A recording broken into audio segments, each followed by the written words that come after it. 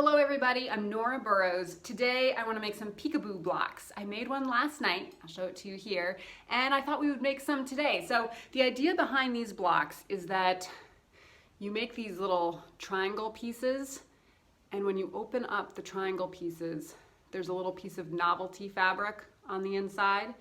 Little cat, isn't that adorable? So on the next one, I think I want to leave a little bit more breathing room. I feel like that cat is really scrunched in there, but it's really cute. And then you just shut them all up and it's hidden. So it's a little surprise. It's really good for, I think, kid blankets, baby blankets. So we're gonna make a couple of these.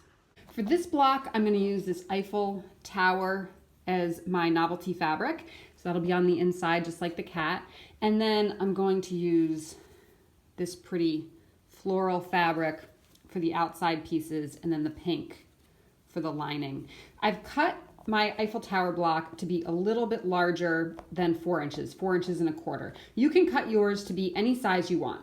You want to cut your outer fabric and your liner to be almost an inch bigger than your novelty fabric. So in this case, both my outer fabric and liners are 5 inches, novelty 4 1/4. I'm going to put my novelty fabric aside and I'm going to lay my two 5-inch pieces on top of each other, and I'm just going to cut them on the diagonal both ways. So now you should have 4 triangles of both the outer and the liner. Put the triangles right sides together and sew a little less than 1/4 an inch. Since none of these seams are going to be holding the body of the quilt together, they don't need to be a full 1/4 inch. You can go a little bit closer to the edge. But about 1/4 inch down this way and this way. So the part that you're not going to sew is what's on the outer part of your square here. So you're just going to sew the inner part for each one of your 4 triangles. I have my 4 triangles sewn here. I'm going to trim just that corner, snip that off. Do that with all 4.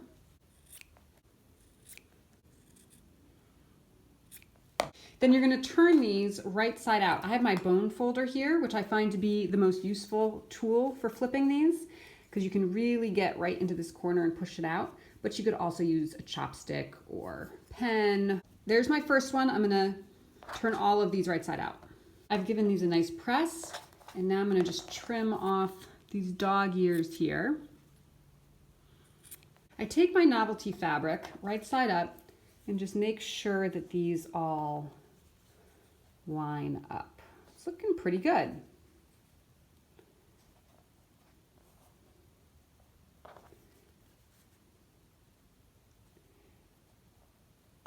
And now I'm going to pin. I have it pinned, and now I'm going to sew 1/4 inch all the way around. You can see I've sewn all the way around.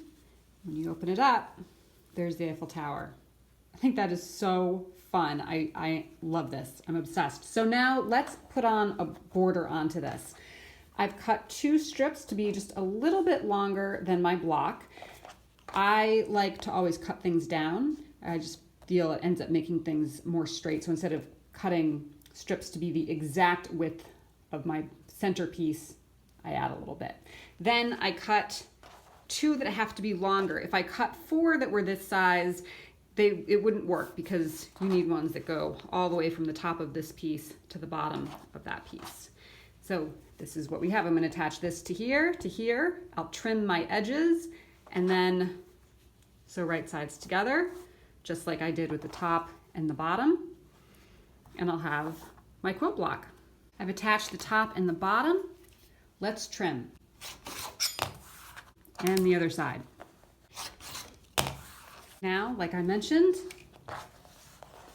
we'll sew the side and open, and the side 1/4 inch all the way down, open it up. My quilt block is complete.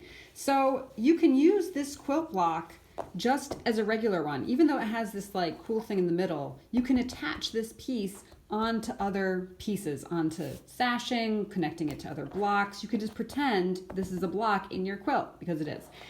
I was just thinking, this just occurred to me, that this one could, so adorable, isn't it, that cat? Don't you just love that cat so much with the Frida Kahlo headpiece?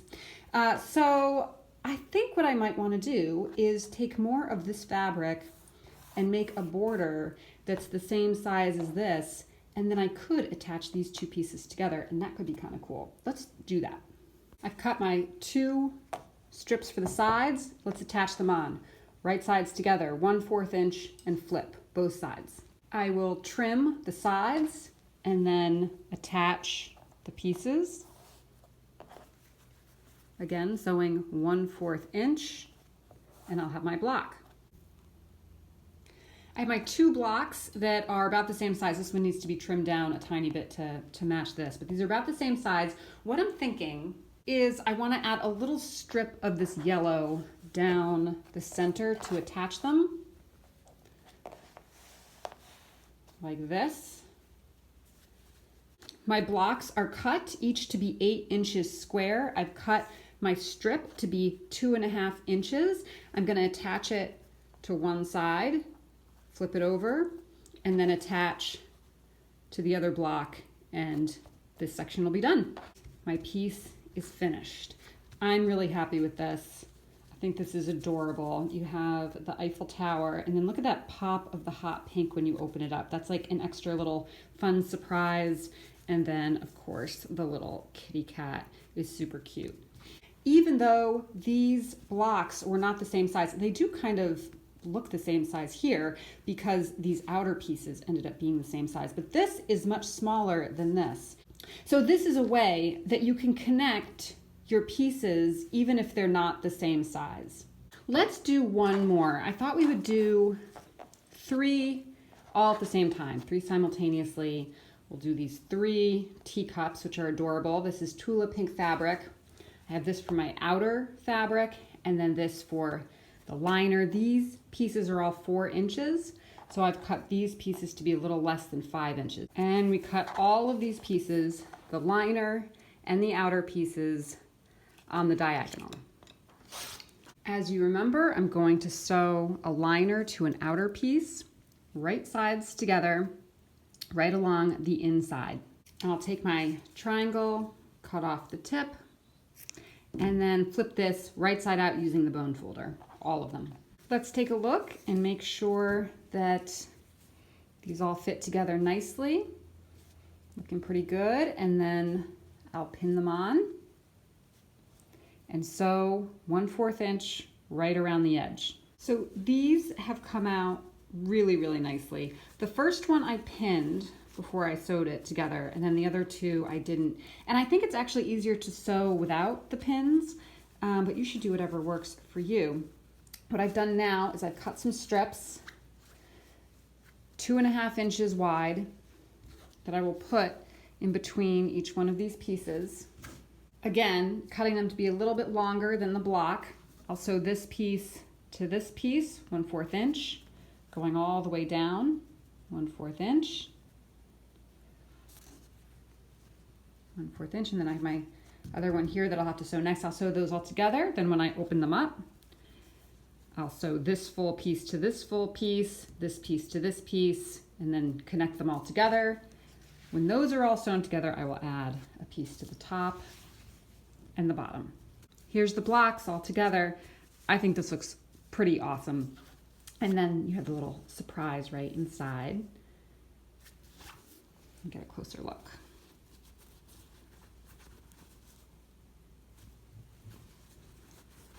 Here's the blue stripe. And then I like how you can see the other teacups kind of around it. So there's the green one, but then you can also see, you know, these fun ones around as well. So that's fun. And I think it looks really good with this one too. I wouldn't put these too close to each other in the same quilt just because, you know, these blues are the same, but visually that looks really nice. So very pleased. I love this project. I really do. I think it's adorable. It's such a fun, tangible kind of experience, which makes me think about the fact that, you know, I was doing that fidget series for a while, which I am still doing. I'm still thinking about these things all the time, but I haven't done a video for that in a little while. But this would be a great project for the fidget blanket. And what I'm picturing is, instead of when you open up these pieces, there's, you know, an image to see, maybe there's something tangible, like perhaps when you open up the flaps, there's some fur or something a little bit rough or super soft. That would be perfect for the fidget blanket. So I might have to make a couple of those, do some experimenting with textile on the inside instead of an image. I have a feeling this is just the beginning. Thank you for joining me. Don't forget to subscribe, and I'll see you next time. Bye.